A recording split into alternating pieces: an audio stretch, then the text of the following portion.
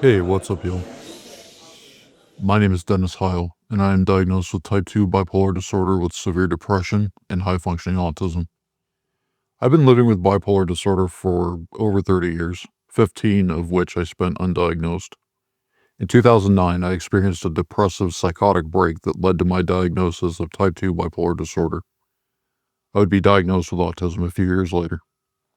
In my podcast, Bluntly Bipolar, I'm going to share with you my experiences and the hard lessons I've learned trying to find some peace and happiness in my life. I hope that by sharing my experiences, others can avoid learning these lessons the hard way. I'm not a mental health professional. All I am is a mental patient with a microphone. Listener discretion is advised.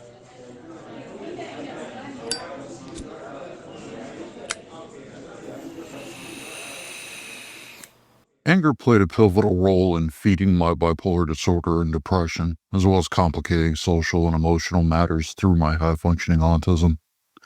In this mini-series prefixed on anger, I'll be exploring the role anger played in my mental and wellness and how it was used as a weapon to manipulate me as a straight white man from a blue-collar working class background.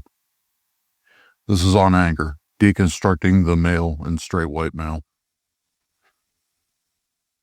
What is a man? Is he just a miserable pile of secrets? Or perhaps just a plucked chicken thrown into Plato's classroom? Depending on who you ask, you can get several different answers, often loaded with a whole lot of anger and defensiveness. I was the same way for a long time, mostly because I didn't understand that there is a difference between sex and gender.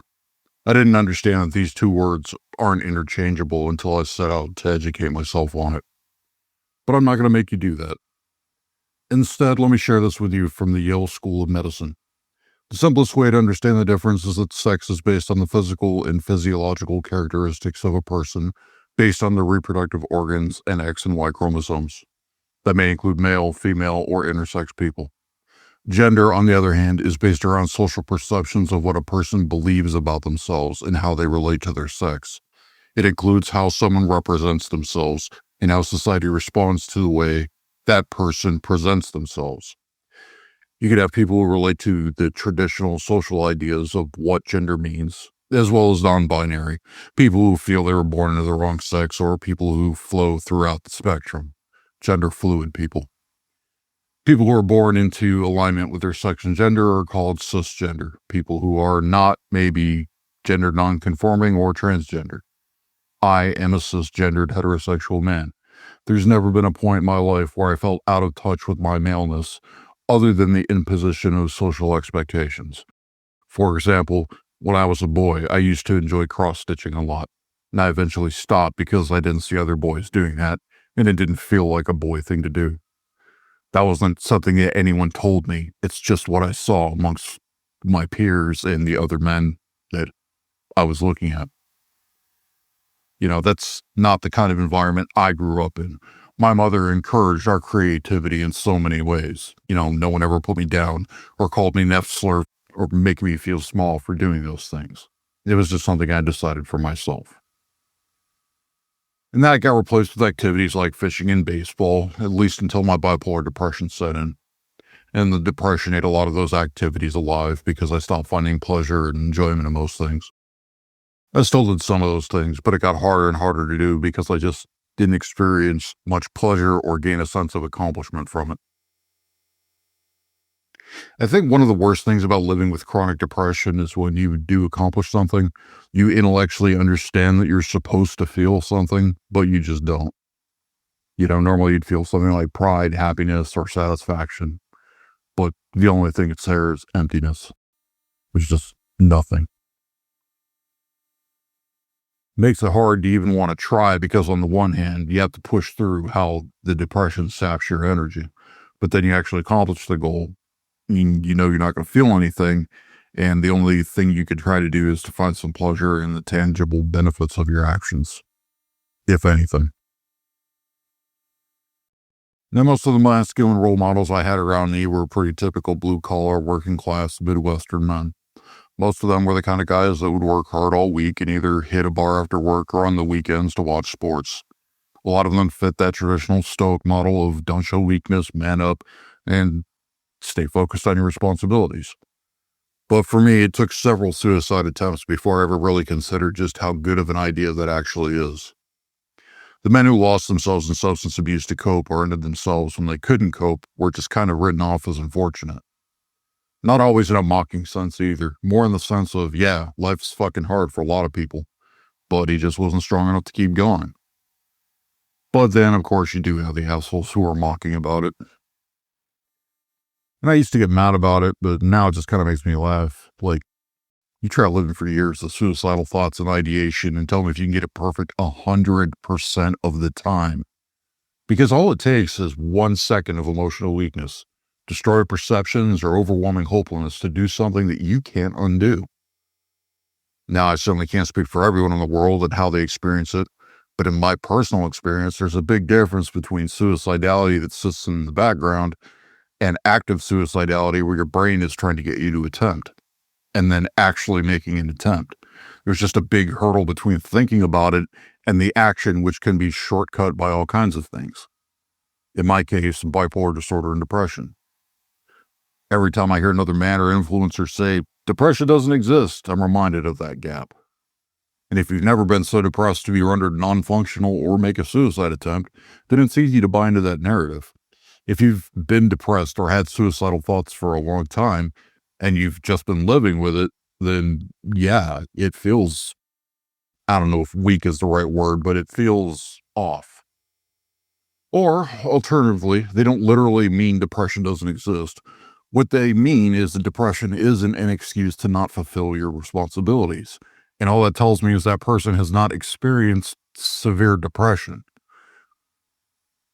Because once you hit that level of non-functionality, you can't do anything really. The worst of my depression, I couldn't even do basic math in my head. Like simple shit, like 10 plus 12. Try driving a car or doing any kind of complex work while your mind is like that, and you just can't. But otherwise, ain't no one got time for your sad, sorry ass. Bills need paid, work needs done, quit your bitching. Don't ask for help if you're struggling. Feelings are for queers, women, and children. Instead, bury it and drown it in unhealthy coping mechanisms until it feels like all you have left is suicide. And don't forget to be the masculine provider and protector, because that's also part of your job. Then you have the dynamics between men and women, which have never made a whole lot of sense to me in general. I never understood the point of the social metric of having the ability to stick your dick in as many women as possible. It's treated like some metric of success for some contest that we're all supposed to be playing. It's also treated as some sort form of virtue that it demonstrates desirability. They've even issued themselves titles about it. High value men. It's also weird to me. I'm supposed to want to be high value. I'm supposed to want other people to think that I'm better than other people. Why? For what reason? The only answer that I can come up with is to find meaning where I lack self-worth or self-esteem. Because I'm not better than anyone. In fact, I would argue I'm more flawed than the average person. I'm not better than you, him, her, they, or some random person pacing on the side of the road talking to themselves. I'm a deeply flawed human being, do the best I can to play the cards I was given. But things got a lot clearer for me once I read The Will to Change by Bell Hooks, which I recommend to literally everyone. In that book, Hooks enlightens us on how traditional masculinity has long been a weapon used against everyone to force conformity to the system. Conformity to the system allows the machine to continue to grind along, regardless of the people who find themselves caught between the gears. People like me. People like all the other men who opt out of life because they couldn't hack it for one reason or another. Conform or be a social outcast. But there was one realization I took from that book that soured me greatly on traditional masculinity and patriarchy in general. And there is a common analogy of patriarchy where it's like everyone is seated at a long table, and at the head of the table sits a man who represents social privilege, is the decision maker, policy decider, and is meant to keep an eye on everyone at his table. Now, if you scale that up to, say, the President of the United States sitting at the head of this big-ass table with 340 million people sitting at it, there's no world in which racist people are okay with that man being a man of color. There is no world in which sexists are okay with women, with a woman being that person sitting there, or anyone else who doesn't fit the traditional type. Now, I find that to be morally wrong. I find that unjust, unfair, and unreasonable. Not only that, but it also flies in the face of some of the messaging that traditional masculinity pushes, because there's this assumption that if you're a man and you can't hack it, then you need to get the fuck out of the way of the people who can. Because ain't no one's going to give you a participation trophy cupcake, move, or be moved. You would think that anyone who could reach a high level would be honored and accepted under that system, but that isn't the case at all. Instead, people of color and women are used as plausible deniability for the racists and sexists until they're no longer useful, then they're discarded. You can see that on display in our military with the removal of top decorated female and people of color from their positions, stripping away the history from our institutions, trying to hide things like slavery and de-honoring or delegitimizing the accomplishments of people of color and women in our military and queers and whoever else. Anyone who's not a straight white man, essentially. Now, I don't know about you, but I was raised with the idea that everyone was born equal. You weren't supposed to treat people different based on how they look. You judge them by their actions and their character, not the color of their skin or what's between their legs. Yet that's not the way it is. Integrity, apparently, no longer matters. Because whatever happened to masculine integrity anyway? Did it ever exist in the first place? How can I buy into the idea of traditional masculinity and patriarchy when it demands that I look down on other people, to make judgments about other people and how they should live their lives, to sit at a table elbow to elbow with predators and monsters who benefit most from that system? What does it mean to be a man when society at large has essentially declared that none of that other bullshit ever mattered? It was all superficial so long as you have money and power. Then you can do whatever the fuck you want with no consequences, apparently. Or alternatively, you'll be celebrated as some pinnacle of a monstrous system that devours whoever it can, whether it's criminalizing homelessness, exploiting third world workers, or keeping wages so low you can't even get by with 2 fucking jobs. That doesn't sound like a good option at all. Then there's the matter of heterosexual relationships. That's a whole can of worms of its own, really, because then you get into things like traditional gender roles and whether or not they're still appropriate. You have the people who like those roles with all the positives and negatives that come with that, because those roles do have drawbacks to them. For example, if you're a provider man and that's important to your wife, guess what happens when you can't provide it anymore? What do you think happens if you get disabled or sick? Because I can tell you there's a whole lot of people with bipolar disorder who find out that, people are real kind when they don't actually have to make room for your mental illness. Everyone is real kind, compassionate, and understanding about mental illness until you start doing some mentally ill shit. And on the flip side, ask any mother which of her dimensions matters most after becoming a mother, and how much of herself she's expected to sacrifice for the sake of the kids, the family, her husband. Straight relationships seem like they're more focused on finding people to shove into these roles more than it is about finding compatibility.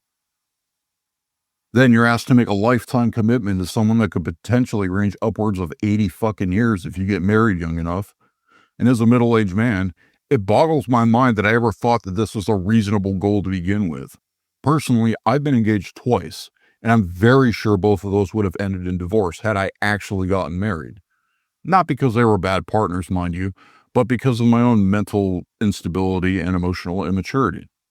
I don't think I was even capable of being a decent partner until I hit my mid-30s, because I spent so long drowning in my own mental health issues.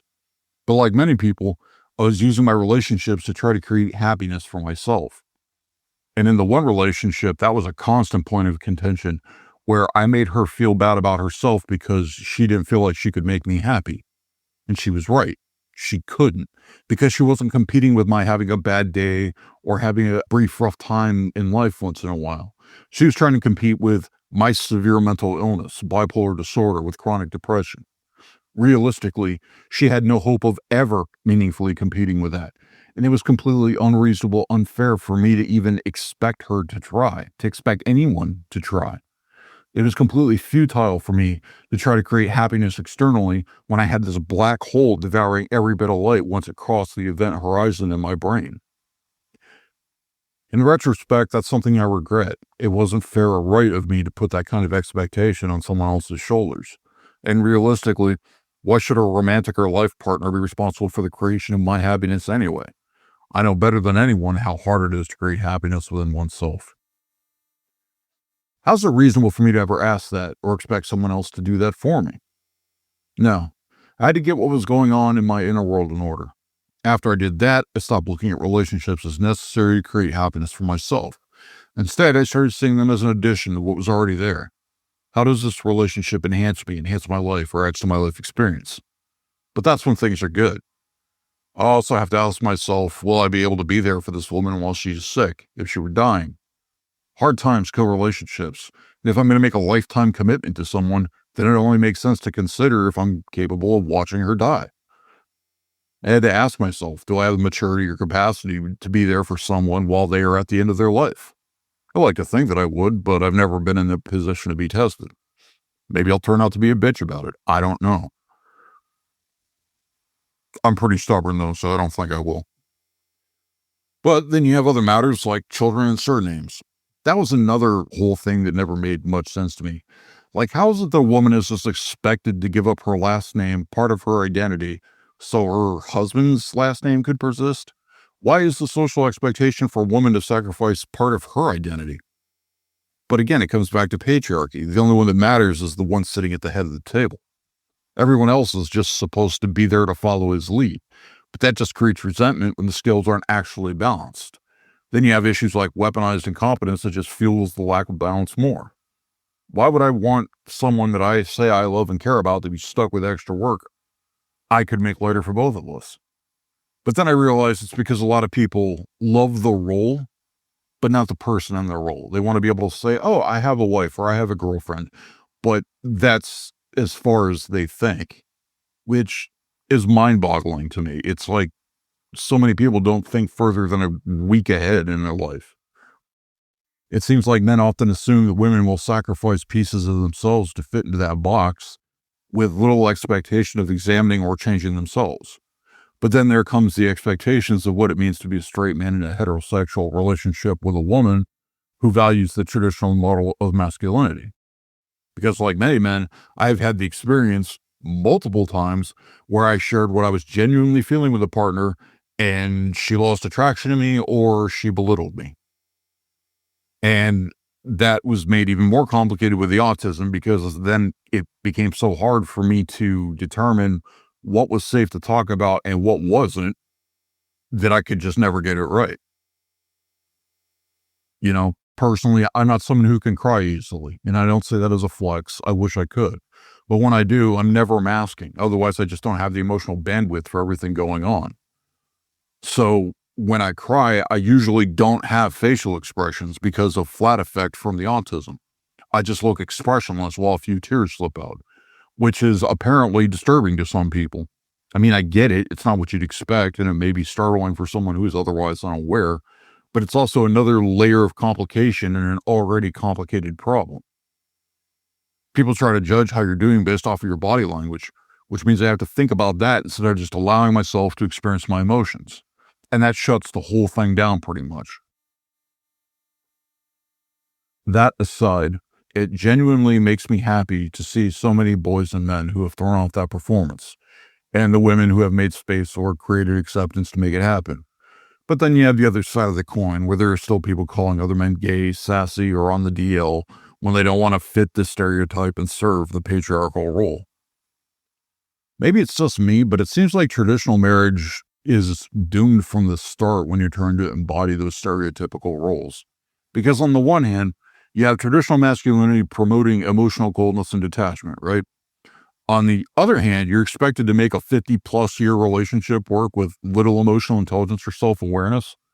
And then we're shocked that men get divorced when they hit middle-aged. How's that supposed to work? It previously worked by women not having the freedom to divorce, control their finances, vote, and a host of other rights. But now, not so much. All these ideals of what traditional masculinity or manhood is supposed to be are also paper thin when compared to what so many people actually do. Society wants to reduce men to emotionally vacant workhorses and act surprised when midlife crises, divorces, violence, and suicides are through the roof. Then, when you do reach middle age, you finally start realizing you've been fucked from before you were born. You're looking at what? Reinventing yourself then after 50 years? After you just spent decades slogging along, following this roadmap that society said would lead you to a happy, fruitful life? I can completely understand why so many men opt out instead. I'm exhausted just thinking about it. And that brought a whole batch of fresh new anger to deal with. That is, the anger that this system, this roadmap that I was shown to succeed in this world as a straight white man, leads right off a fucking cliff. And frankly, it makes me want to flip the fucking table. What power I do have, however, is to make intentional choices about the way I move through the world. I can make myself aware of the struggles of others who aren't like me, try to help where I can. I can make myself aware of the pain and suffering of the people of color and black folks, and try to help where I can. I have the power and ability to make better choices than I did now that I have new information and define what it means to be a man to myself. Then I can try to live that, so hopefully everyone can have a better tomorrow, including myself. Thank you for spending your time with me. Don't forget to hit follow and share this with someone that you think it might help.